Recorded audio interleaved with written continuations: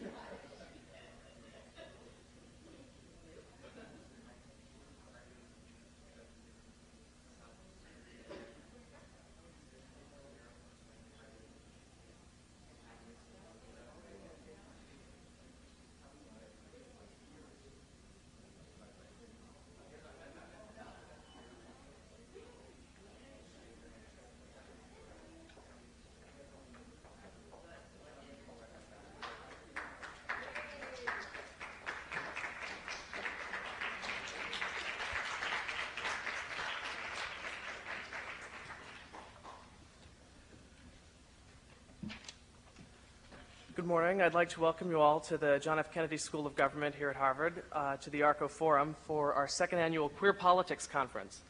The theme of our conference this year is Bringing It Home, Gay Youth, Families, and the LGBT Movement. And there's a reason we've chosen the theme that we have. For the last few years, the biggest battles for the gay community have taken place over our families and our children. I think in years past that wasn't necessarily the case, but I think in the last few years we've seen a definite shift towards a focus on gay homes, gay families, and the more intimate portions of our lives. I mean, we're all familiar, for example, with the gay marriage debate that's taken place in Hawaii, most importantly, but there are also suits that have been filed in Vermont and Alaska, among other states. There have been battles over gay adoptions in the state of New Jersey, where we recently won an important court battle. And as you're going to hear, we've had battles about gay-straight alliances in high schools in the city of Salt Lake in the state of Utah. So I think this panel is a good instance for us to take a look at where issues of gay youth and gay family are going and where we can expect the gay rights movement to end up in the next few years.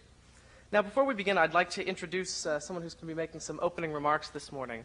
That's former Governor of Oregon, Barbara Roberts. Governor Roberts has had an excellent record on gay rights issues throughout her time, both in office and here at the Kennedy School, in public life. When she was inaugurated as Secretary of State and Lieutenant Governor of Oregon in 1984, she had the Portland Gay Men's Chorus performing at her inauguration. It was the first time that a gay chorus was invited to a celebration in honor of a statewide official being inaugurated. During her time in office as governor, in 1990 to 1994, she appointed 5 openly gay and lesbian judges, more than any other time in Oregon's history. And she fought many of Oregon's notorious ballot measures, notably Ballot Measure 9, which would have led an attack on gay people in the state constitution. In response to that, she created the Summit on Building a Hate-Free Oregon. Now, when she was in office as governor, she joined the board of the Human Rights Campaign, the nation's largest gay rights organization. During her term, she made speeches all across the country in favor of gay rights. She currently serves on the executive committee of HRC, and she's the co-chair of their public policy committee. In addition, she's here at the Kennedy School working on state and local government initiatives. So I'd like to welcome an excellent friend of the gay rights movement and of Harvard University, Governor Barbara Roberts.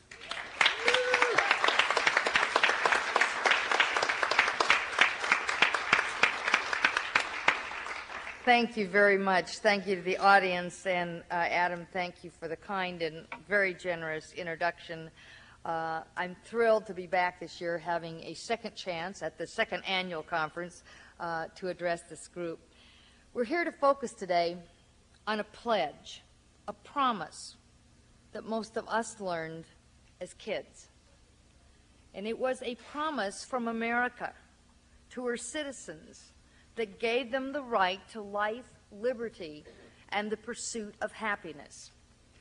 Lesbian and gay Americans seek nothing more than a guarantee of these basic rights, rights every American expects and deserves, yet rights that are still legally denied to gays, lesbians, bisexuals, and transgendered citizens in almost every city and every state in our nation. Your community asks no special privileges. It seeks no special rights. You simply seek an equal opportunity to have a good job, a decent education and home, and a loving family. That is certainly not, in my mind, an extremist agenda. It is, in fact, a human agenda. Parents, and because I'm one I know this, have very high hopes for their children. We wish for their success and for their happiness. We want our children, gay or straight, to be able to choose their life's work and their life's partners without fear, isolation, or discrimination. That ought to be a hope that every parent in this country can expect for their child. But your gay child has no such legal protection. No legal protection in the workplace, and no marriage protection in their home. In America, we should be able to expect more for every one of our citizens, and we should be able to expect much, much more from our political and legal systems. America's promise is, after all, one that is very clear: life, liberty, and the pursuit of happiness. And don't believe it when you hear the rhetoric that these changes simply can't happen because the support doesn't exist among Americans for this agenda of equality. 74% of American voters oppose job discrimination against gays and lesbians. 74%. That's a pretty clear place to be as polling goes. Voters do not want to make it illegal for lesbians and gays to adopt children. 55% of Americans would oppose such a law. And 63, I love this, 63% of American voters would oppose a law making it illegal for gay and lesbian couples to jointly adopt children. 52% of Americans support providing health care benefits to gay spouses, and 62% would provide inheritance rights to gay spouses. So believe me, public opinion is not the issue. In fact, public opinion is certainly not driving the wave of anti-gay marriage legislation. Only 13% of Americans said that passing the so-called Defense of Marriage Act should be an important priority. Only 13% of Americans.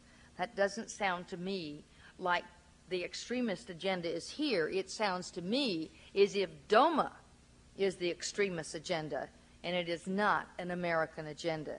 So maybe the excuse for this ongoing injustice, that we have to find a place to point, the reason for this legal discrimination, rests with politicians' belief that their political career is at risk if they vote for fairness and equality for gays and lesbians. Well, let me tell you, that just isn't so. When the mean-spirited, divisive Defense of Marriage Act came to Congress for a vote, 62 courageous members of Congress voted against that measure, and all 62 were re-elected. That's a really important political message. The current myth is that elected officials risk grave political consequences for standing against anti-gay marriage legislation. The actual experience is quite different. I'm going to give you 3 quick examples, and there are lots more of them. In 1996, in Colorado's legislature, House Minority Leader Diana DeGette led the opposition to the state DOMA bill. That same year, she ran for Congress and was elected to the U.S. House by 17 percentage points. In 1994, U.S. Representative Sam DeJaden was reelected by one of the narrowest margins in history. In 94, he only won by 21 votes. In July of 96, he voted no on DOMA. In the 96 re-election campaign, he won by 15,000 votes. Freshman Congresswoman Lynn Rivers faced a well-financed and very tough opponent in her 96 re-election race. In his effort to defeat Rivers, her opponent sent out 2 district-wide, very big, very comprehensive direct mail pieces that attacked Lynn for her vote against DOMA. Despite those ugly attacks and all the money that went into it, Congresswoman Rivers won with 57% of the vote. Now, those are important political messages directly from our citizens. They represent fairness and equal treatment when they vote that way. They, the voters, are ready, and I think they're willing to support politicians who stand up and do the right thing, even when it still remains controversial. Times are changing. Attitudes are changing. America is changing, and we can't ignore that. As the New York Times editorialized, chances are that Americans will look back 30 years from now and wonder what the hell all the fuss was about. Well, boy, do I hope that's true. If I live 30 years, I hope I get to see that. But if the government has a compelling interest in this whole debate, it should be to foster stable, long-term relationships, both gay and straight. And after all, it isn't the gay community that is creating the 50% divorce rate in this country. If conservatives in America really care about family values and are truly there to defend marriage in this society, they better find a way to stabilize and preserve the existing marriages and families in this nation, rather than spending their time standing in the way of gay and lesbian couples who simply ask to marry the partners they love and give those partners the legal protections and rights and responsibilities afforded heterosexual partners and spouses.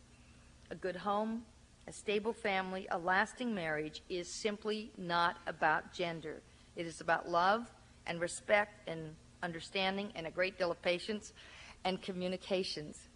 Every partner in every relationship deserves that love and respect, and if and when they are ready, the legal recognition by our culture of that love and of that commitment.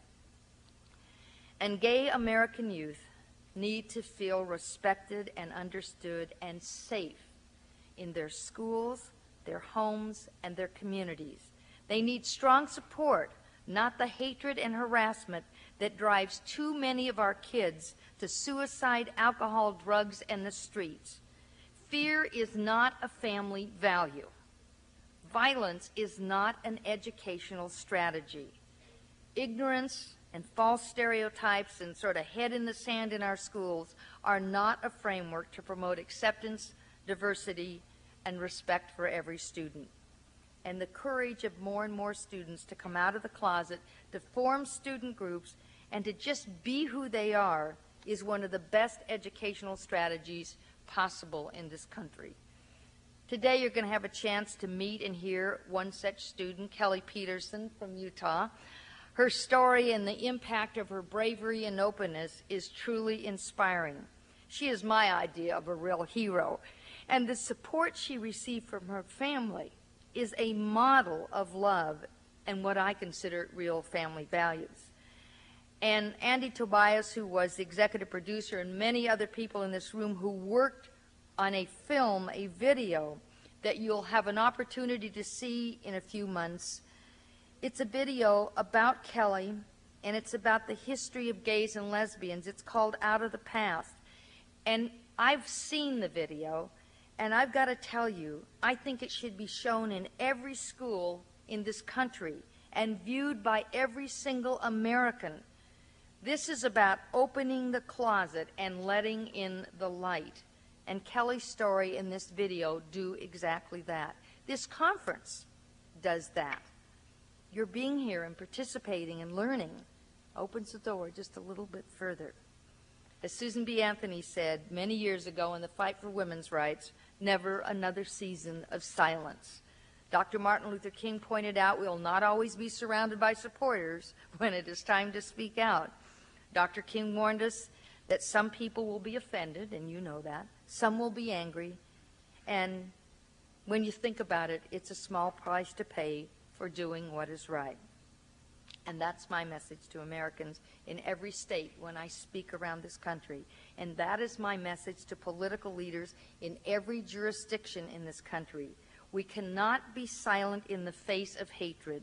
We cannot be accepting in the face of bigotry. We cannot be apathetic about inequality and legal discrimination. And today you're going to have an opportunity in just a minute to hear some of this community's most articulate and committed spokespersons and leaders. They have written, spoken, defended, and led in the name of equality and dignity. They are bringing the message home to America in your behalf. in Congress, the courts, legislative halls, school boards, and corporate boardrooms, they are helping build what I describe as a kinder and gentler America.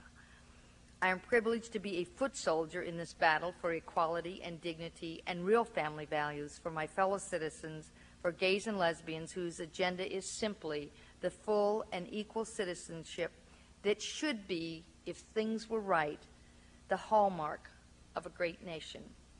And I cast my vote for equality. I ask you to be both a voter and a spokesperson for the cause. Thank you, and have a great day.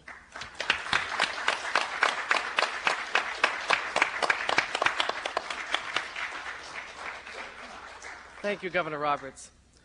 I'd like to introduce our first panel, which is entitled Protecting and Empowering LGBT Youth. And moderating our panel today will be someone with strong ties to the local community, Jarrett Barrios. Jarrett Barrios is a graduate of Harvard College and a resident of the city of Cambridge. He's a local attorney who has distinguished himself in the progressive community for his work with immigrants and homeless people. In 1997, he was awarded the Pro Bono Attorney of the Year Award for his work representing immigrants by the Political Asylum and Immigrant Representation Project. He's also on the board of several organizations that help homeless people in the local area, including University Lutheran Church's homeless shelter and Centro Presente in the city of Cambridge. But in addition to his work helping these communities, he's also been a strong advocate for the gay community. He works with Men of Color Against AIDS, an organization where he's vice president, and he's on the board of directors of Gay and Lesbian Advocates and Defenders. In addition, he's the chair of the Gay and Lesbian Anti-Violence Project. Now, currently, Jarrett is running for state representative here in Cambridge. If he's elected in November, he'll be the only Latino and the only gay man in the state legislature. So I hope you'll all join me in welcoming Jarrett Barrios and our entire panel today. Thank you. Who's he?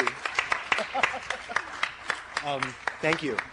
I, however, am not making any speeches on my behalf today. I am just the moderator. And I have a very distinguished panel to introduce. But I just want to start by asking folks, are your mics turned on? Could you just test? Hello? Hello? Hello. How's that for a chorus? Like the Three Stooges. I'm just going to really briefly lay out the rules of engagement, so to speak, today. We will have 5 to 7 minutes from each panelist, and then we're going to have questions and answers from you, the audience. So plan them well, and when it's time for your questions, I'm going to ask that everybody please come to the mic, because this might be shown on C-SPAN. Is that right? So in the event that it is, and it is being taped, we ask that everybody be heard, and to be heard, you need to come to the mic. I am, as it was introduced, from Cambridge. I live in Cambridge, and I'm very excited to have such an honored panel come to my city. Welcome, all of you. I'm going to introduce the three panelists now, and then each one will have 5 to 7 minutes, as I said, to speak, and then we can go to questions. The first panelist is going to be Richard Sacharides. Many of you have probably read or heard about Mr. Sacharides. His official title is, let me see if I get this right, Special Assistant to the President, that's the President of the United States, and Senior Advisor for Public Liaison at the White House. He's also Senior Counsel to the White House Chief of Staff and has been working, putting together a lot of these race relation dialogues which have been going on around the country and which we've heard a lot about. Significantly for our panel and for our community, he is also, and I'm actually not sure if this is an official title, but you can tell us about that, he's also the liaison to the lesbian and gay community. So he's our voice, as Governor Roberts told us, when we have stuff to talk about, and there are a lot of issues we need to talk about, he's our voice to the big guy. And he's going to be talking to us a little bit about some of his work in Washington with our community. After Mr. Sacharides, we have Kelly Peterson. I'm not going to say a whole lot about Kelly. I hope that you can live up to that, that great introduction, Kelly. Kelly is the co-founder of the first Utah Gay Straight Alliance, and a lot of you may remember a lot of the hubbub that followed from that, where I guess the state banned all student groups in response to the formation of this organization. I'm sure Kelly has a lot of value and interesting stories to tell us about that. And after Kelly, we're going to have Kevin Jennings, who I've actually had the pleasure of knowing for about 10 years. Kevin lived in Cambridge for many years and then sadly moved away. Was a voter, in fact. But, he only says that because I lived in his district. But Kevin is currently the executive director for Gay, Lesbian, Straight Education Network. and is, in fact, I think, the founder of that organization. Prior to that, he went to Harvard College, taught at Concord Academy, as well as a school in Winston-Salem, North Carolina, and so has been a teacher as well as an activist in terms of involving gay and lesbian teachers and students and parents in the important concerns and advocacy on behalf of gay and lesbian youth. I'm now going to turn it over to Mr. Sacharides, allow him to speak, and we'll go from there. Thank you.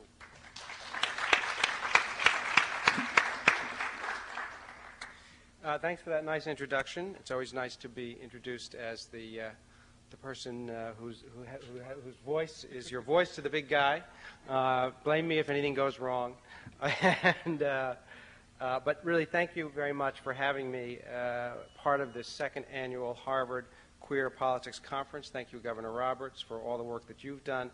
Not many people know that President Clinton tried to steal Governor Roberts away from Harvard about a year ago, and we're sorry we didn't get her, but it was our loss was your gain. Thank you, Adam, also for organizing the conference, and everybody else. It's great to be here.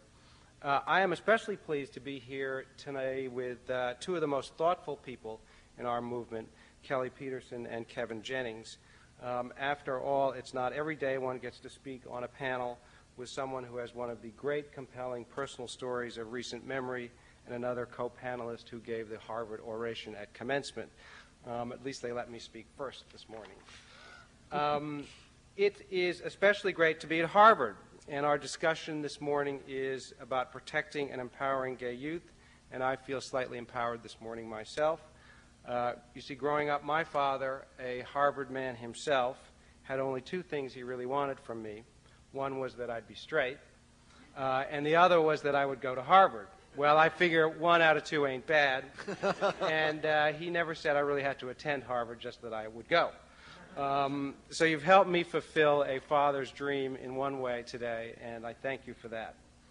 I just want to say a few brief words. I think the most impressive thing about the gay youth movement today is that it has come so far in just 4 or 5 years, that kids in high schools all over the country are comfortable enough in their communities and with their families, and perhaps most importantly with themselves, to come out and take the enormous risks associated with that is really, truly remarkable. It was not that way when I was growing up. It was not that way at all, and it's hard to describe to a young person today what a dramatic transformation has really occurred. I remember, and I believe for a very long time, all through high school and college, that being an openly gay man would prevent me from having a career in public service, and that's because, very simply, I had no role models to teach me otherwise. Today, gay youth are no longer totally invisible, and that is truly an amazing thing, especially in a world where the tolerance level for gay adults is not that high yet. I think that to empower gay and lesbian youth, we must give them more role models, and we must give their issues some visibility. And I'd like to take just a brief moment to talk to you about the role the federal government is playing in that effort. Today, because the federal government, for the first time in history, has an employment non-discrimination policy which covers gays and lesbians, there are more than 130 gay and lesbian political appointees serving in the Clinton administration. That includes now people like Virginia Apuzzo, who is one of the founders of the National Gay and Lesbian Task Force, who recently became the highest-ranking gay or lesbian official to serve in the federal government in history. She was appointed by the president to be one of 18 assistants to the president. She outranks most everybody in the U.S. military, save perhaps the Secretary of Defense. And it was interesting because when she was appointed and was sworn in by the president, she recalled in her remarks that the last time she had been at the White House, she was arrested in front of the building protesting President Bush's AIDS funding.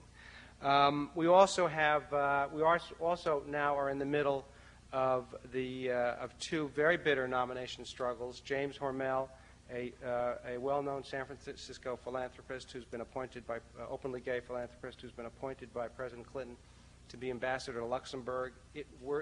When he is confirmed, I was going to say were he confirmed, but we're confident he will be confirmed. And when he is confirmed, he will be the first person ever to serve as a openly gay person ever to serve as a United States ambassador.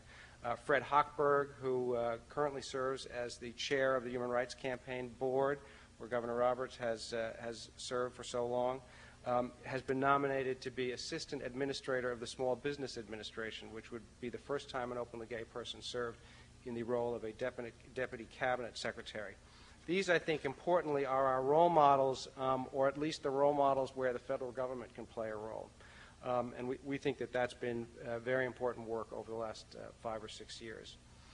This past year also, President Clinton included representatives of gay youth groups for the first time in his meeting with gay and lesbian leaders. And Kevin Jennings was there, and representatives from PFLAG and the trailblazing Hedrick Martin Institute in New York. And for the very first time, you had an American president at the White House holding a meeting where a significant part of the agenda were gay and lesbian youth issues.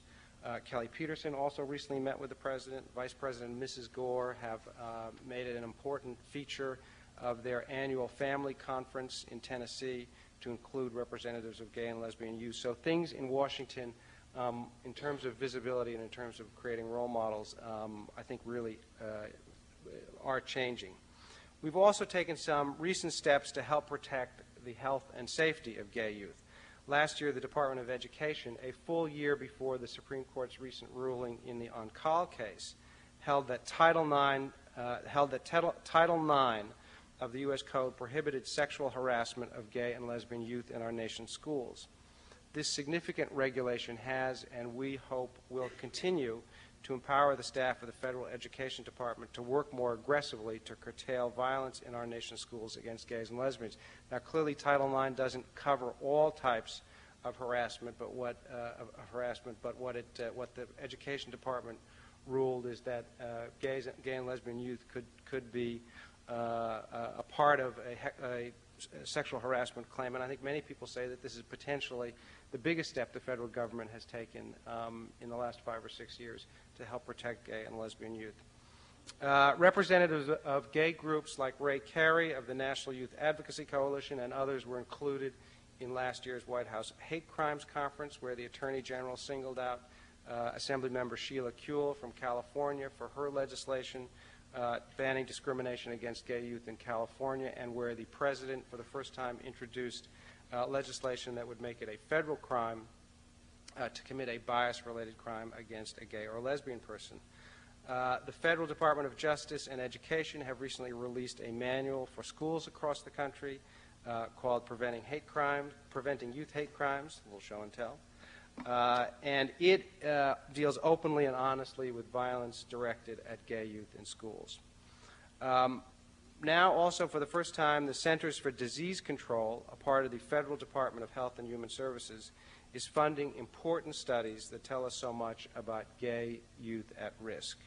Studies which tell us that gay-identified students are 5 times more likely to miss school because they feel unsafe, 7 times more likely to be threatened or injured with a weapon at school, or 4 times more likely to have attempted suicide. And the important thing is the CDC is working on expanding these studies. They're only happening now in a couple of states. I think in conclusion, I would say that with all that's being done, these statistics I've just read, you really underscore that we are just at the beginning of finding ways to help and be part of this effort as the federal government. So I look forward to this discussion, and I look forward to learning from you what you think the priorities are. Thank you very much.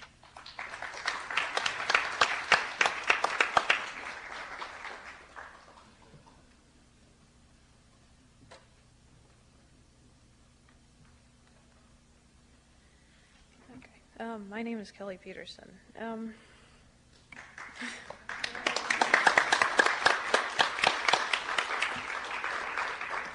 To understand where I was coming from when I started the Gay Straight Alliance, you need to understand what happened to me in the years before.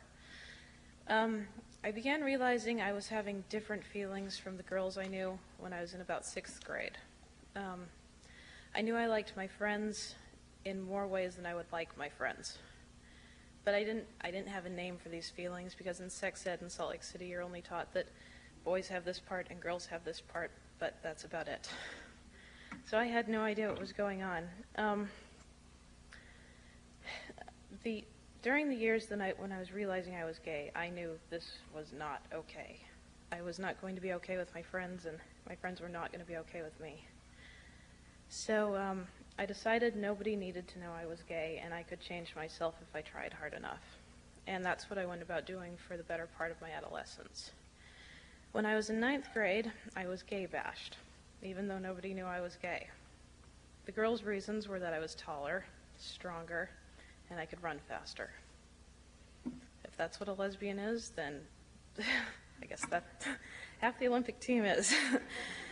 I decided nobody needed to know about that either, because if I was being gay bashed, then I must be gay.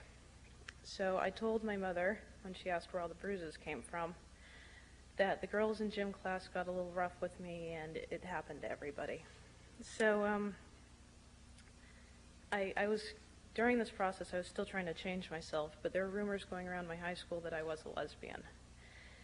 In 10th grade, I was raped at school by a fellow student. And I thought that I deserved this as well because I was a lesbian, and, you know, why shouldn't people treat me horribly? Because I was a horrible person. More minor incidences happened over the years after that, and I had such a feeling of being nameless and powerless, and it just kept building inside me. And I think I was at the breaking point when I decided no more. And I came out to the entire school, and I mean, it was like just all the weight of the world had been lifted off my back, and I wanted to go running down the hall screaming, I'm gay, I don't care what you think about me, I'm gay, ha ha. I didn't do that, but you know, oh well. But what I did do was I took my first steps toward being empowered. I refused to be a victim anymore. Nobody was going to pick on me because it wasn't okay anymore. The second step I took was taking something positive from all the negative experiences I'd had during my life. And the third thing I decided was that nobody should have to go through this again. That was when the Gay-Straight Alliance began.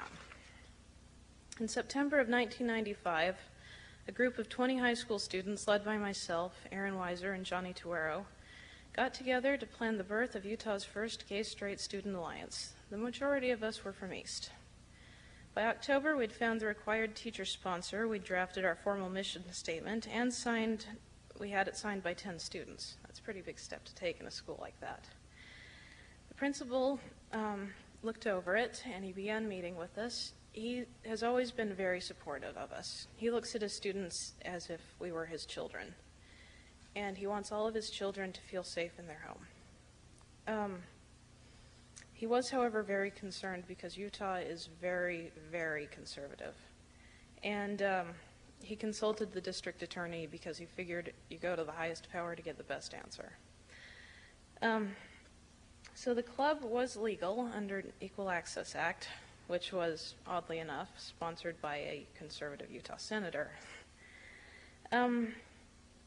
We discussed the issue with the student body government after we were approved by the district attorney, and this is usually just, you know, just the normal process for becoming a club. The student body government was extremely hostile and unwelcoming of us, so the principal bypassed that. He decided that if the students couldn't handle it and if they couldn't be adults, then the adults would handle it and we'd be okay. During winter break, a press release was made about us. The timing was deliberate because Peterson, the principal, decided he didn't want us being harassed by the press or other students when they found out that we were existing in the school.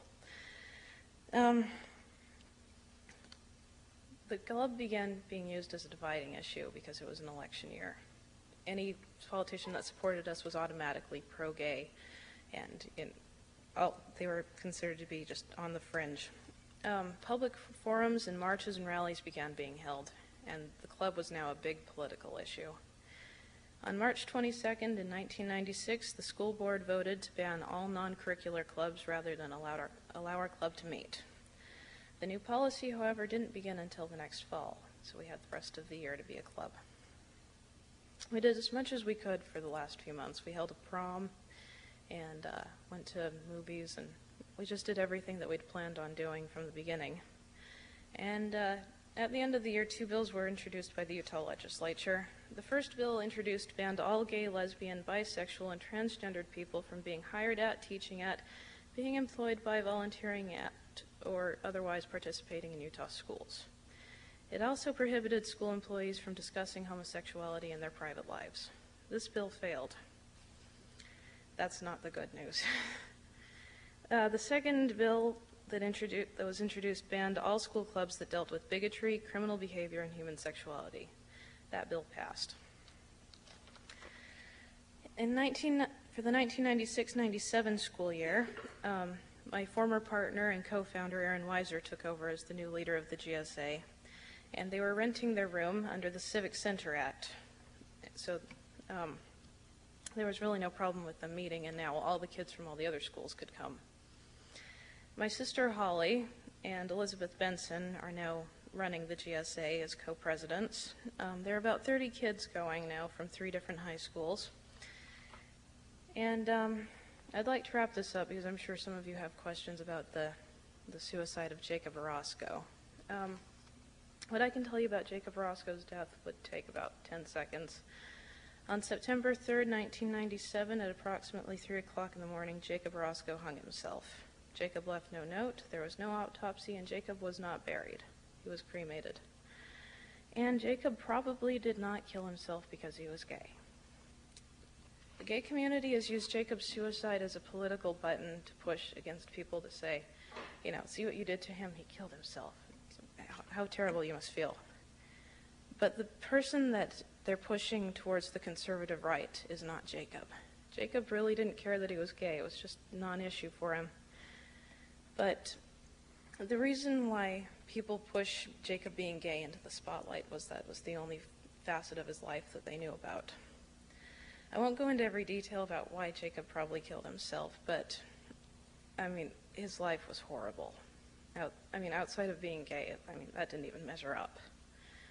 But the Gay-Straight Alliance continued on even stronger after his suicide, and if anything, it brought them back together. The Gay-Straight Alliance has now filed a discrimination suit against the Salt Lake City School Board, and the ACLU and Lambda Legal Defense are now defending them. Thank you.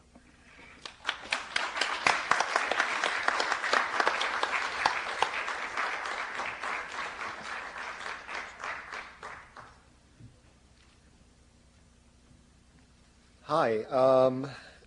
Jarrett referenced my growing up in Winston-Salem, North Carolina, and anybody who knows people from the South knows the idea that we could restrain ourselves to 5 to 7 minutes. It's kind of a remarkable idea.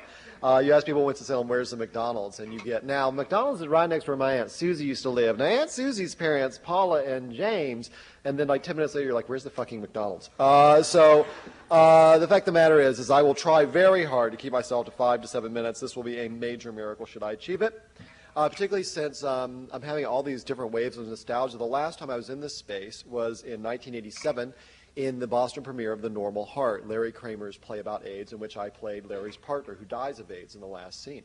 And so I can't help but think about how much has changed in the 11 years since then. It seemed absolutely scandalous and remarkable in 1987 that the Arco Forum would sponsor a play in which 2 people kissed each other of the same sex. And to now have the leader of the Institute of Politics be on the board of the Human Rights Campaign, we really have come a long way.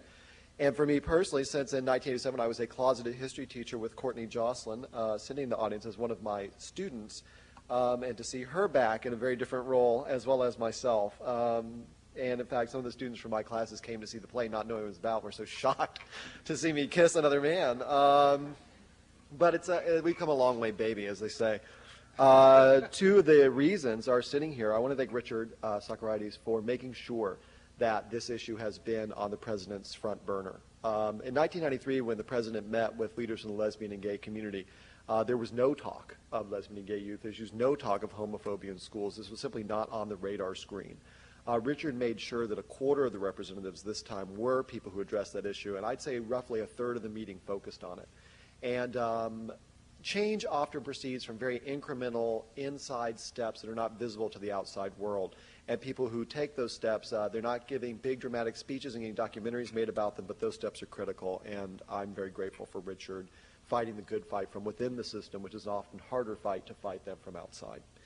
And in addition, Kelly, obviously, as you're all about to learn when Out of the Past is broadcast on PBS in October, has made history herself. Why is all of this suddenly coming to light, and why haven't we talked about it really before? Well, you can take the history teacher out of the classroom. You cannot take the classroom out of the history teacher. So we're going to have a little history lesson. Since Richard was talking about what the federal government does today, I thought you might like to know about the federal government's first statements about gay people. A Senate report published in 1950 called Employment of Homosexuals and Other Sex Perverts by the Federal Government. The first published report ever by our government on gay people. You might know that in 1950, in the middle of the McCarthy scare, there was also the feeling that not only were communists giving away our secrets, but queers were as well, so they commissioned an investigation. And there were two reasons why you should not employ gay people in the government, according to their findings. Number one, we were emotionally fragile, and we would crack quickly under interrogation and give away all our secrets. The inaccurate reason, number two, was that we would encourage younger federal employees to become homosexuals. So that was the main reason why gay people should not be employed by the federal government, 1950. Now, many of you have noticed, particularly in Cambridge, I think was the first city in Massachusetts to have a recycling law, that right-wing people are often against recycling unless what they're recycling is ideas. Now, ideas they recycle a lot. In 1977, they were back. Anita Bryant, and I'm sure the undergraduates are too young to remember who she was. She was a former Miss Oklahoma and a runner-up for Miss America who lived in Dade County, Florida, and was a spokesperson for the Florida orange juice industry. We all discovered to our horror in 1977 that she was not just for breakfast anymore. She was also for homophobia.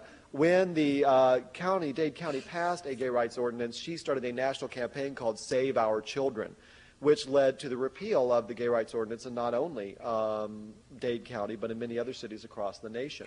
And of course, in 1994, in Governor Roberts' home state of Oregon, the latest ballot initiative was flown under the slogan of Protect Our Children. The same myth comes up over and over and over again of you have to protect children from gay people, despite documented statistics that show that a child is 100 times more likely to be molested by a straight man than by a woman or a man who is gay. So if we really were going to take this logical extreme, what we need to ban would be straight men from working with our children. But like Governor Roberts, I do not believe in discrimination on the basis of sexual orientation, so I would never support such a law. And actually, if you go back further in history, you begin to realize we're not unique. Jews were attacked for supposedly drinking the blood of Christian children in Passover Seders. Black men were lynched for supposedly raping little white girls. Why? Well, if you're a parent, you know. If you want to drive a parent crazy and make them act irrationally, tell them someone's after your kid. And this has been the reason why we as a community, the gay and lesbian community, have avoided this issue ourselves often, because we did not want to be accused of recruiting. Why are we being forced to address it now? Thank you to Kelly Peterson and other people like her, young people who are not willing to wait around for the adults to get their shit together. Excuse me if I'm on C-SPAN, I suppose I probably just got us banned. The young people are coming out at younger ages, and the most interesting shift in the gay community right now, it's a very interesting historical shift. Homophobia in schools and what it does to people is not new. All of us who are older know that. We remember hearing faggot in schools. It's not like there was some Edenic time in which schools were tolerant toward gay people and that suddenly shifted, and that's why it's in the news. What's shifted is that young people won't take it anymore. I recently met a man about my age in Cleveland, Ohio, and he was telling me that he was so traumatized in his gym class when he was in junior high. It was such a horrible experience for him as a gay person that he just went out to his family's car one day. He opened the door, he put his hand in, and he slammed the door shut to break his hand so he could get out of gym class for a semester. Okay? So we know that this type of bigotry has been there for a long time. The bigotry has not gone away, but what has changed is the attitude of the young people in confronting the bigotry. And that's why I say right now we are in the best of times and the worst of times. The best of times in that there is a new attitude of resistance, a new level of organizing. There are gay-straight alliances in 33 states, but also that greater visibility is leading to greater backlash and greater attacks. Let me share with you a letter. I chose this because of Governor Roberts, received by our Glisson, Oregon chapter a couple of months ago. To Ron Bloodworth and other Glisson, Oregon members. Hi, everybody. Ron knows me and asked me to report the circumstances of my attack. My name is Paul G. Miller. I'm 17 years old and the organizer of the Gay Straight Alliance at Corvallis High School. On Monday, February 2nd at 2:30 p.m., I was walking the 4 blocks from the high school to my home. A student across the street asked if I was a homosexual. I responded that I was, and he ran into the house saying, "Hey guys, let's go faggot feeding." The street was now empty. I continued to walk home. Across the street from the block my house was on, I heard some noise behind me. Apparently 4 guys had left the house. I couldn't outrun them, but I didn't want them to know where I lived. I figured they'd just call me some names, see some of the adults around, and go away. Well, the adults got out of there at the sight of trouble. The kids did call me some names, and after a short while, one of them started punching me in the mouth. Then they ran off. One of my front teeth fell onto the sidewalk. The other was hanging in my mouth by a thread. There was a lot of blood. I picked up the tooth and hurried home, put the tooth in a glass of milk, and stuck a towel in my mouth. When my grandmother saw me, she went into hysterics. A cable repairman we know came in. He'd witnessed the whole incident, but said it was against regulations to interfere. Grandma can't drive, and the cable guy wasn't allowed to take me to the dentist, so I drove through town with a bloody towel stuffed in my mouth to the dentist with Grandma sitting in the passenger seat. Now the worst is over. The teeth were unbroken, so the dentist was able to put them back in. I received a tetanus shot to prevent infection, and Monday I'll have 2 root canals. I've identified the youths, and the police have caught them. The one who struck me was already on parole. 2 of them were 15, 2 were 16. None went to Corvallis High School, or any high school for that matter. They are being charged with intimidation and assault. Now all sort of groups, gay and straight, are planning events to promote tolerance in Corvallis. Tolerance isn't acceptance, but it's a start. A couple of people have made nasty remarks in the news reports about how I deserved it. I guess some people will do anything to get on TV or in the paper. I can't eat, but I'm in no pain and can talk just fine. I could plan to continue my work with the 2 high schools' gay-straight alliances. Your friend, Paul. Paul's story sums up why it's the best of times and the worst of times. The greater visibility of lesbian and gay youth makes them a bigger target and more vulnerable, particularly in the 47 states where they have no legal protections. Those only states that do are Massachusetts, Connecticut, and Wisconsin. However, the attitude of these youth, they don't have to take it, that they expect authorities to support them, and the fact that for the first time there are things like gay-straight alliances and GLSEN chapters and other organizations ready to help them is what has changed. Things are not all better, no matter how many sitcoms have openly lesbian characters, no matter how many Fortune 500 companies grant partner benefits. But the fact that they are not all better is being named, and people are fighting back. That is the big shift in history today. And it's incumbent upon us, whether we be younger or older people, to push the force of history along one more step so that someday kids like Paul won't write letters like that anymore. Thanks for listening.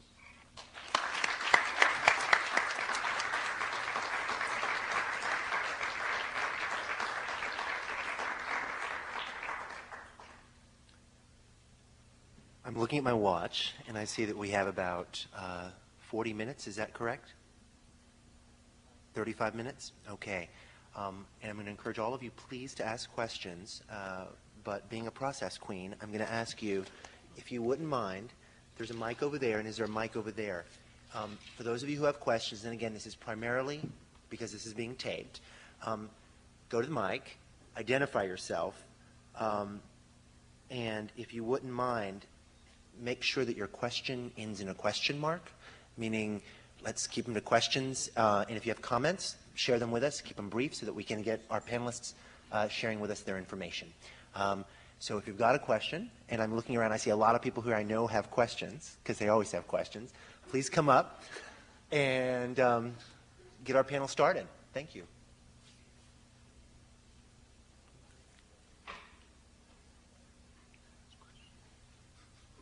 Hi, great panel. I'd like to just make a response and then a question.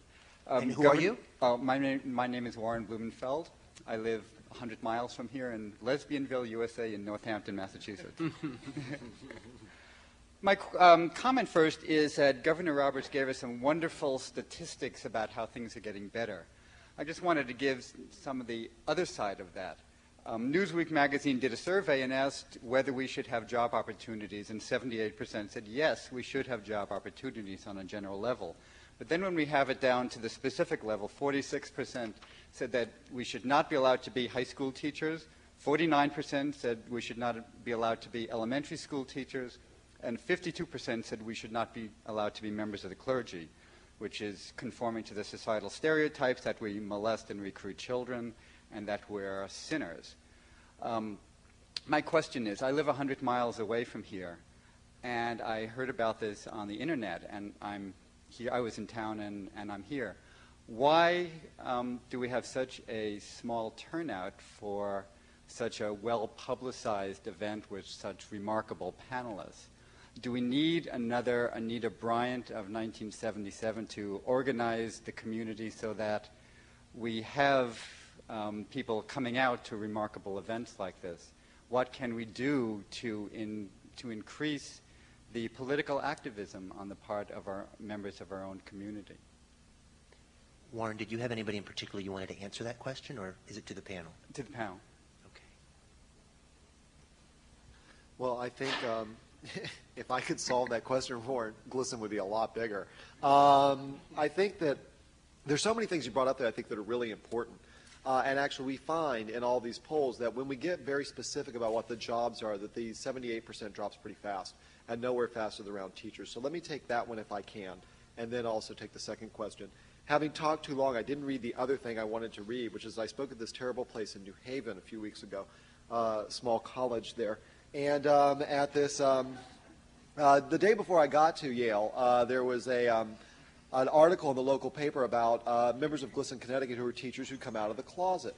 And as Governor Roberts attested, we were hanging out backstage beforehand. There's this myth, and those of you who live here know this, that New England is this really wonderful progressive place where it's just fine to be openly gay. And in fact, it was a big scandal that this article came out in the New Haven Register, and they had it as their sound-off question, the thing where you could call in and leave responses. I thought you might just like to hear a few of the responses in New Haven. Ron from Guilford says, the question was, should gay teachers discuss their sexual orientation with students? Ron from Guilford says, no way. If you get into other forms of deviant behavior, where do you draw the line? Matthew from Shelton says, if they do, they should be jailed for corrupting the minds and morals of our young students. Bob from Orange says, absolutely not. Teachers are role models. If they discuss their sexual orientation with students, it's bound to influence some students to experiment with or choose homosexuality. Do we really want that for our society? Total aside here. I'm fascinated by the right-wing people who are constantly criticizing our schools for being unable to teach. Somehow we can't teach math or reading to them, but we can teach sexual orientation, which I find quite fascinating. We can't teach you to read, but we can teach you to be gay. I guess our pedagogical skills go up real fast.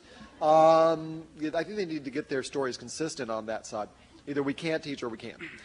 I think that this is a really volatile issue, obviously. I think next to gays in the military, there's probably no profession where it's harder for people to be openly gay than teaching. I can't tell you the number of members we have in Massachusetts, where there's not only been a gay rights law for almost 10 years, there's a Governor's Commission on Gay and Lesbian Youth, there's a program called Safe Schools for Gay and Lesbian Students in our schools, so on and so forth, who tell me they cannot come out in their schools.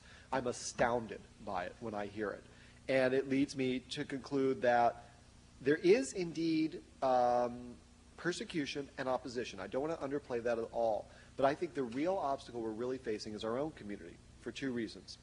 Number one, among gay teachers, and I'm just going to name it, there is such an incredible level of internalized homophobia, such an incredible belief that even if there's 100 openly gay teachers who have wonderful careers and one who's been persecuted, that I'm going to be the one who is persecuted. I'm amazed by it. I've almost come to the conclusion that laws have no effect on people's behavior. Because I can come to states where there have been laws for 10 years, like Massachusetts, and there's still closet cases in Boston and Cambridge. And I can go to Utah, where there's laws against them, and there are teachers like Camille Lee, who was the open lesbian advisor to the Gay Straight Alliance at Kelly School. And I really think that we need to look at ourselves sometimes, and not the external factors such as laws and policies. If people like Camille Lee can be out at East High School in Salt Lake City, I really don't want to hear an excuse in Cambridge, Massachusetts ever again. And if that offends somebody, I'm sorry. The second thing, the part of the reason why it's hard to mobilize the community around this issue is, even though there is the gay bee boom going on, and there are lots of gay people who have children, the vast majority of people who vote in school board elections are people who have their kids currently in the school. As you probably know, only about 13% of eligible voters vote in the average school board election. which means you only have to get about 6.5% of eligible voters in your town if you want a seat. That's about 1 out of every 16 people, and maybe it's because I now live in New York, but I'm firmly convinced that 1 out of every 16 people is a total nut.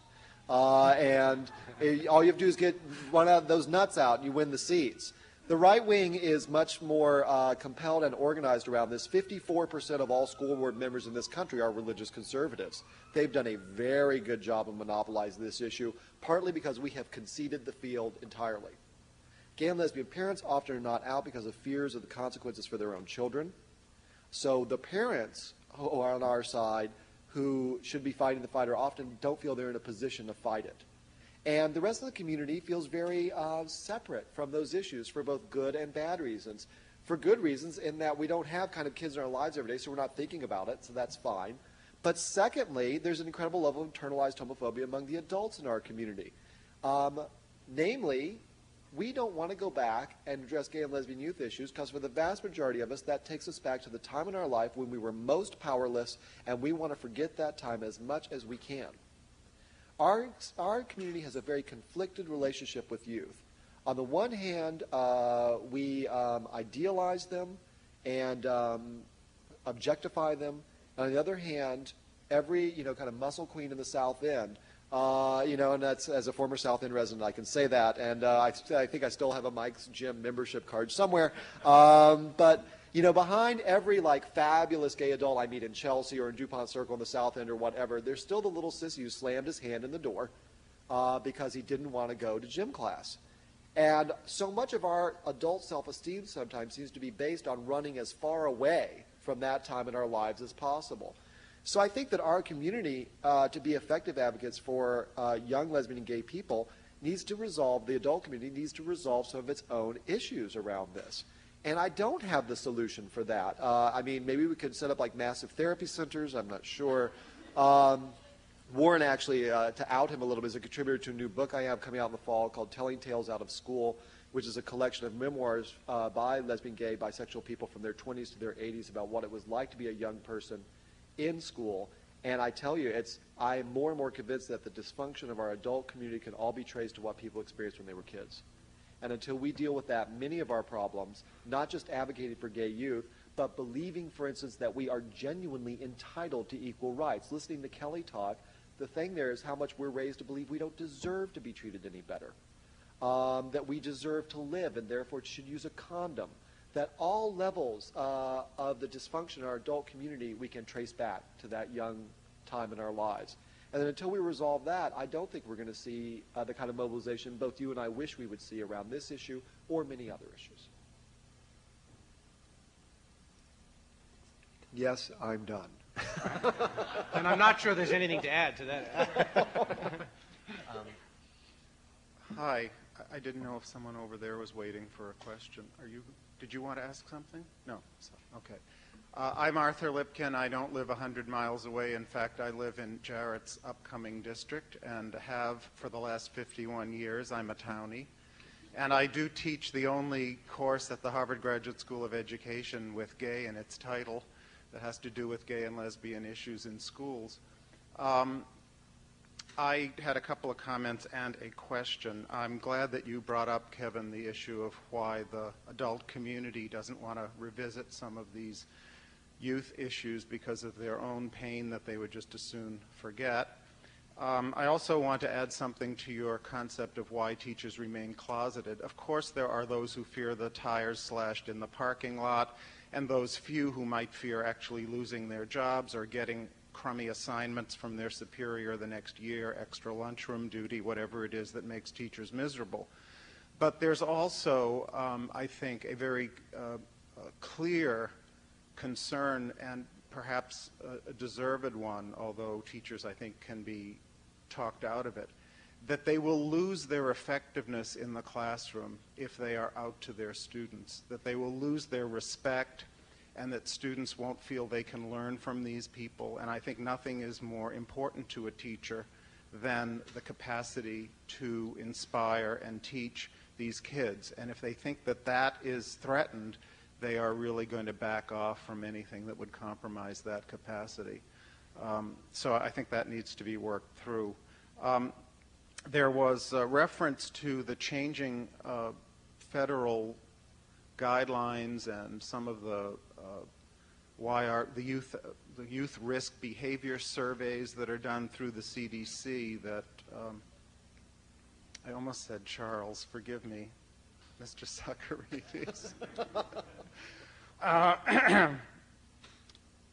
I wondered, though, if you could tell us the definitions that the most human service agencies and in fact, perhaps the feds in their guidelines for research on youth at risk that they issue do not include sexual orientation or have not historically included sexual orientation, so that people who want to do, people from our community generally and some straight allies who want to do research specifically targeted at gay youth at risk are not able to apply for the kinds of research funding that they need because it's not included in the federal definition of youth at risk. So I wonder if anyone is working on that at HHS or DOE or wherever those kinds of changes have to occur. Even at the Harvard Graduate School of Education, where we have a youth at risk program, there's scant attention paid, and probably because the research funds and the prior research has been lacking.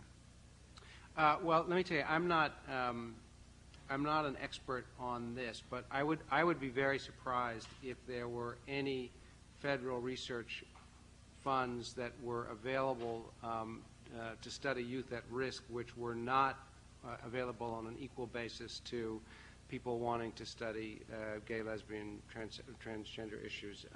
I know that for the what the Center of Disease Control does is they put out each year a survey nationwide, and then they let each state tailor it to their particular needs. And actually the work of Governor Weld and this state of Massachusetts was the first state to modify the survey to include questions relating to gay and lesbian kids. And some very provocative questions. I mean, I think that there are some provocative questions in these surveys anyway that ask kids in high school about, how many sexual experiences they've had, what kind of sexual experience they've had. But Massachusetts was the first to include questions that asked kids about what, if they identified as gay, lesbian, or bisexual, and the gender of their partners.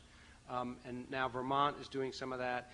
And the CDC is encouraging other states to expand, to modify their state surveys to include more those questions, or to do it in more states. And that's how it eventually gets in the national survey. As more states do it, then they recommend it in the national survey. And that's something that is sort of a very interesting sort of behind-the-scenes dynamic, and they're working hard on that. But if you, I would suggest that if you can identify a program that of a research grant that is for studying youth at risk that is not available on an equal basis, call me and let me know about it. Just call me at the White House. The number is 456-1414. It's in the phone book, 202-456-1414, and we'll do what we can to make sure that that is not the case, because it shouldn't be. Well, before we get to another question, I'm going to take speaker's privilege and ask a quick question. And this is for Ms. Sacharides. Kevin, I also wanted to make a point. There's a woman who's a Cambridge resident named Polly Atwood, who's a teacher in Brookline High School. And Polly Atwood was in the news recently because she is a lesbian teacher and came out to her class and had some parents of one of the girls in the class, I think it was a fourth grade class, protest saying that, in fact, she had, I'm not sure what the legal claim was, they took it to court, that she had somehow damaged their daughter and her ability to get a quality education at Brookline, in the Brookline Public Schools. So for the record, we do have courageous teachers in Cambridge, too, and in Massachusetts, many of them doing good work, coming out as a matter of course. But my question actually to the attorney on the panel is, under this, you mentioned, and Arthur actually referenced, the change in the Title IX regs for the possible claim of sexual harassment. Is it possible that in the change of some of these regulations that somebody like Polly Atwood could find some defense in terms of protecting her position for this sort of claim, where she's being harassed by perhaps an administration which wasn't as friendly as it should have been towards her in defending her, or towards parents who are offended by her sexual orientation. Do you have any thoughts on that? I don't know, and I think that is probably depends specifically on the specifics of what happened to this individual. Although the Department of Education regulations are aimed principally at protecting students in the schools, not teachers or administrators. And I suspect she was a teacher, right? Mm-hmm. And I suspect that her rights would be more broadly defined by sort of by other laws and not by this Title IX. So the answer is I don't know.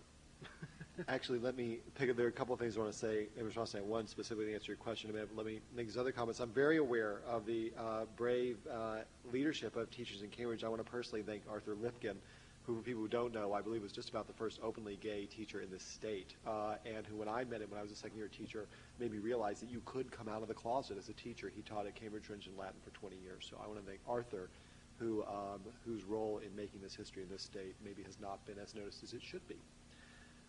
Speaking of Polly Atwood, she was a high school teacher. Supposedly she had caused this young woman to have a nervous breakdown by coming out in class. And I was terribly excited by this news because I nicknamed Polly the secret weapon. I wanted to bring her to Washington and get her to meet Jesse Helms. I thought, make them all have nervous breakdowns, Polly. Go for it. I thought if she has this amazing power, let's use her. She's like the stealth weapon. But the parents have since dropped the suit. This specifics about Title IX. And this actually points to a place, I hear a lot of gay people in terms of political mobilizing think, well, I don't want to write a letter to Washington, whatever. You really can call Richard's office. He even answers the phone half the time. He's not joking with that number. Call it. He'll help you. He's done it for me. But people feel like Washington's very distant. That the reality is that it's 15,000 separate school districts in this country. And almost all the power around your education system resides in that local district, not in Title IX regulations or things like that. This is a place where you really can make a huge difference by getting your local district to act. The specifics around Title IX, which for those of you who aren't familiar with it, was the law around sexual harassment. It's been interpreted now to where, and many of us have seen this kind of harassment happen in schools. Like if it's a young lesbian student like Kelly and like boys say to her, hey, all you need is a good lay and, we'd turn you around. That has now been interpreted to be sexual harassment, even though it's also homophobic harassment, and now Kelly would have those Title IX protections, which is very, very important as a precedent. But the reality is that we got to quit hoping that like the Department of Education or Title IX or something like that's going to ride into the rescue for us. It's very important to have those regulations, but in the end, it's your local school board that has the vast majority of the power. And this is really an area where I think the federal government takes a bum rap, quite honestly, quite often, because they really have very limited power of education, which is both good and bad news. Bad news when people like Richard are there to do good things, they don't have the power to do it. But good news for those of us who live in local communities, because we can have a big impact by next Monday showing up at the school board meeting. Hi, my question is actually for Ms. Peterson. My name is Camille Redmond, and I'm a sophomore at the college. And my question is, what message would you like to send to schools and universities in dealing with GLBT issues? What kinds of things would you say to both gay and straight youth? The message that I always wanted to be sent to schools regarding their gay students is that these schools are not tapping a very valuable, very vital source in the school. I mean, the kids in the Gay Straight Alliance just amaze me. They're brilliant, they're creative, they're wonderful kids. They're very caring and sensitive towards each other.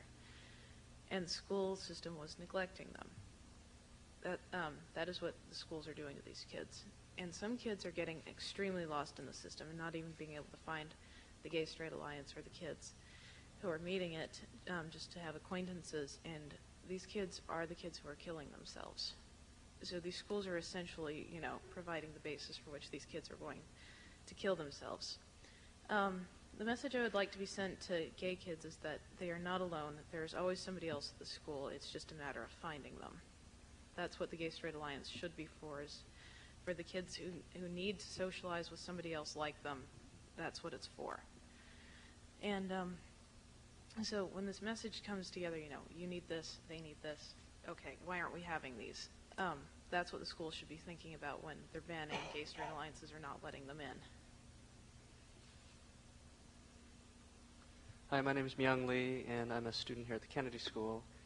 I have a question, I guess, for the whole panel. It seems to me that when you talk about introducing queer youth issues in a lot of places in the country, that there's sort of a continuum of controversiality, that some things are more difficult to do in terms of tactically than other things. If you have things like protecting youth from physical and verbal harassment or intimidation, that might be something that's relatively, not that it's easy in many places, but relatively easier to promote than having something on the other end of the spectrum, like talking about gay and lesbian issues in the classroom generally or in the curriculum. So my general question is whether it's advisable to try to have an incremental strategy of some sorts in an environment that's not going to be very supportive, to try to do the easiest things first and work your way toward the harder controversies. You might have gay-straight alliances and clauses protecting teachers from discrimination in employment somewhere in the middle, and then work your way up toward eventually having themes talked about in the classroom. Is that advisable, or is that sort of too clinical to really work in practice? Well, let me just say that I think, broadly speaking, I think we need to do a range of things, and that different people in different organizations are better suited to do different things. Let me tell you that for someone who's worked in Washington now for 6 years, you have to be incredibly patient, and you have to really believe that incremental change can make a difference, and have to have a very high level of comfort with frustration to work there, especially since 2 years after the president took office, we have a Republican Congress. I say to people all the time that I think the single most thing that's had the most negative impact on our movement in the last 10 years is when the Democrats lost control of the Congress 4 years ago, because the Democrats, and like it or not, there are a lot of great Republicans, especially in this state, but nationally the Democratic Party has been the party that's been willing to push this agenda, and quite frankly, it's been a standoff for 4 years on all these controversial issues. So we're trying to make progress for this movement in the middle of what is really a very serious cultural war in Washington, and you see that we get caught in it all the time. So I think that there's that on the one hand, and people in Washington need to buy into that strategy as something that makes sense. But on the other hand, I think we need people, out in the country and in Washington who are always pushing people to do harder, and who won't permit or stand for compromise, and who are willing to scream and yell about it, and ask our political leaders to make decisions that are more based on conscious rather than political expediency, or rather than political calculation. Because I actually don't think that we make many decisions based upon political expediency. I think we make more decisions in Washington based upon political pragmatism, and choosing your battles and what parts of the agenda you can get through, and what battles you don't want to pick because it sacrifices larger goals. But I think your other point about what issues we should pick. The president last year, for the first time, became the first president to ever have an administration-sponsored civil rights bill that included gays and lesbians, and it was the hate crimes bill, and it is the bill that's now pending in Congress that for the first time would make a hate crime against a person because of their sexual orientation a federal crime. And because it is a hate crime, because hate crimes are sort of easier for people to go along with, we have a lot of bipartisan support for this bill. And I would argue that if we can get this bill passed this year and make it the first piece of federal legislation which protects gays and lesbians, that will be a substantial victory. And just like the African American community did when in the 50s and early 60s when they started organizing, they picked things that were sort of easier to get through. I mean, they didn't start all the way over here. And from that, I think, will flow a lot of other things. So I am, sort of in the nature of my job, but I am a believer that at least for people who are participating in the national political debate, that the better thing to do is to take baby steps and to move things along incrementally, because I think it will bring us further in the long run. Short answer to your question is yes. And I really believe that. I think that you do, as Richard said, have to pick the battles you can win. And if you look back in American education history, the third rail has always been curriculum. Go all the way back to the Scopes trial in the 20s. That whenever there's any feeling that like there's a curriculum being, in Colin Powell's often used and Freudian metaphor during the gays in the military debate, pushed down their throat, people rebel. I think that we've made it very clear that our priority right now is to put in place protections for lesbian and gay students from harassment, protections for teachers from being fired, and to ensure the right of students to organize gay-straight alliances. That does not mean that I don't also want to see curriculum reform, but I think that you need to figure out what is the right strategy for your community.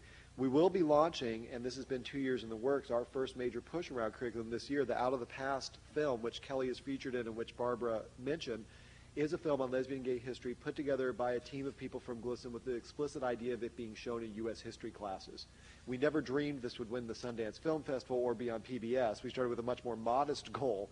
We're excited those things have happened, though, because we think it will help it achieve its original goal, which is to make sure that kids in U.S. history classes see a film that teaches them that lesbian and gay people have always been part of this nation. I think that this will be an unbelievably controversial thing in many areas of the country, and will be very, very difficult. I think that you're completely right in your analysis, and I'm not necessarily uncomfortable with it. I think that rather than ask for every single thing I want and not see protections put in place so that kids are not harassed and they have a right to have a gay-straight alliance because I'm trying to get all 23 items, I think that's irresponsible on my part, frankly. That in a system where kids are getting beaten up every day around this country and they don't have any protections, that my moral obligation is to make sure that we try and stop the violence as soon as humanly possible. It's like being at the scene of an accident. When someone's bleeding, right now you try and stop the bleeding and then you figure out the next step. Right now we're focused on stopping the bleeding, and I think that is probably, even winning those protections is still very difficult in the vast majority of this country. I'm just looking at my watch. Just a second. We have about 5 more minutes, so we have time for one question after this gentleman. I'm John Landry, a student here at the Kennedy School.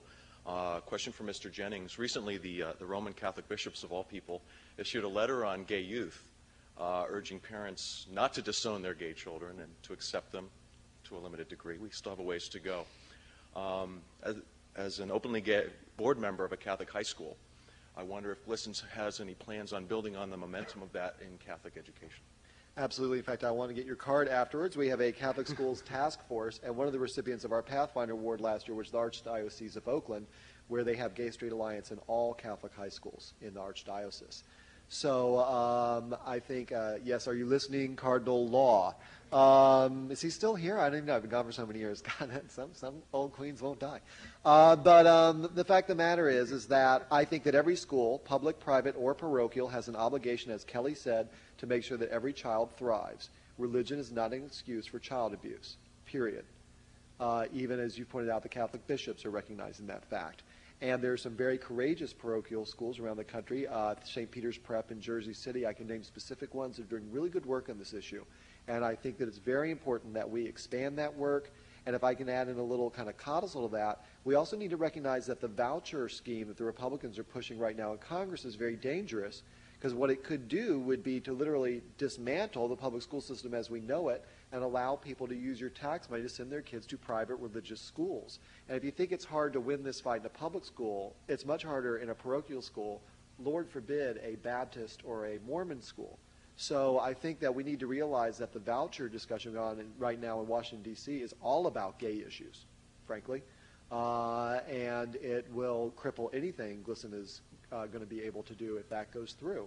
Because even though we do have some very promising signs with some Catholic schools, like in Oakland, the vast majority are behind where public schools are in their community. And it's a much harder fight because you have a whole other set of conversations around theology you have to have.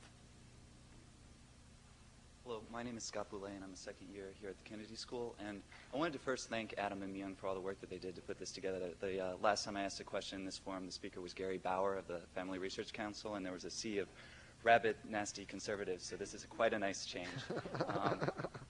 I had a question for Kelly. I graduated from high school in 1991, and I'm amazed and impressed and in a way mystified by the amount of courage it must take to come out when you're in high school. And I'm wondering about how you all handled the safety issues that raises, how you manage to protect each other, because I think that's a concern that's a primary concern for students who are in that situation.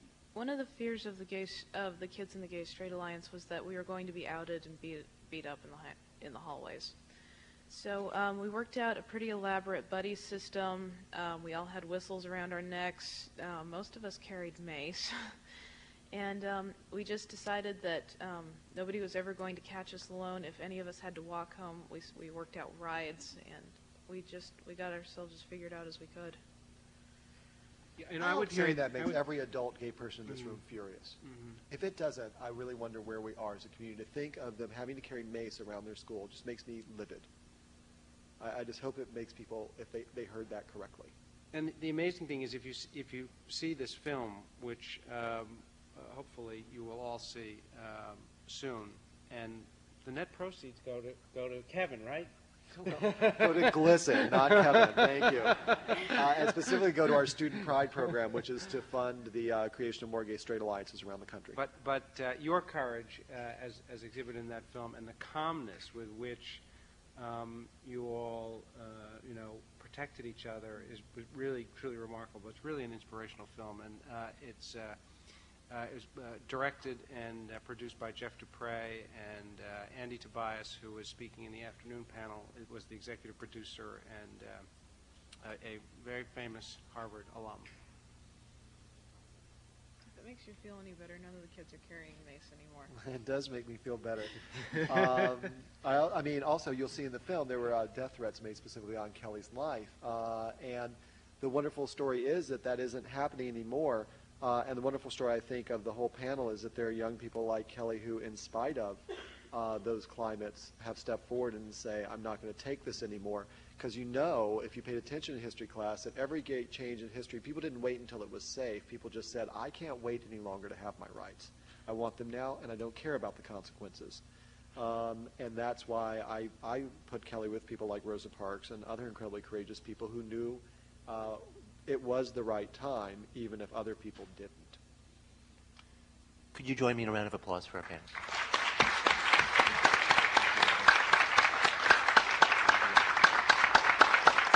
Thank you. Thank you. Thank you. Thank you very much. This is going to conclude the morning forum. The afternoon starts at 2 p.m. If you want to. Yeah, I just want to thank all our panelists again, and I know you'll come back after lunch for the second panel, which will be on a variety of issues focusing on marriage and family. We'll be selling box lunches in Belfer Hall. I'm not exactly sure where that is, but Myung can tell you.